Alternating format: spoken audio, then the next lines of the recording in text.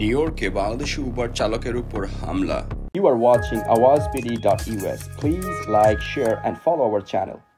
New ইয়র্কের ম্যানহাটনে Bangladeshi Uber চালক শাহাদাত হুসাইন কয়েকজন উবার নারী যাত্রী দ্বারা হামলার শিকার হয়েছেন।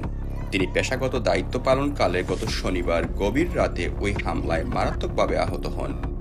শাহাদাত হুসাইন বলেন, স্থানীয় সময় শনিবার মধ্যরাতে ম্যানহাটনের মিডটাউন এলাকায় কয়েকজন কৃষ্ণাঙ্গ নারীরা আমার উপর অতর্কিত হামলা করে।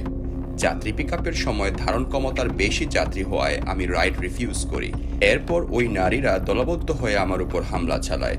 আমি আহত অবস্থায় ভিডিও করতে থাকলে ওরা আমার ফোন কেড়ে নিতে চায় এবং গাড়ির দরজায় প্রচণ্ডভাবে ধাক্কা মারে। এতে আমার চোখ অল্পের জন্য রক্ষা পায়। এদিকে 911-এ কল করার পর পুলিশ দ্রুত এসে ওই নারী উবার যাত্রীদের ধরতে অন্য একটি জায়গায় গিয়ে একজনকে গ্রেফতার করেছে বলে শাহাদাত জানান। উল্লেখ্য, নিউ ইয়র্কে প্রতিনিয়ত সন্ত্রাসী হামলার শিকার হচ্ছেন প্রবাসী বাংলাদেশি। এর মধ্যে উবার চালকের সংখ্যা দিন দিন বাড়ছে। এসব সন্ত্রাসী ঘটনার সুষ্ঠু বিচার দাবি প্রবাসী বাংলাদেশি কমিউনিটির।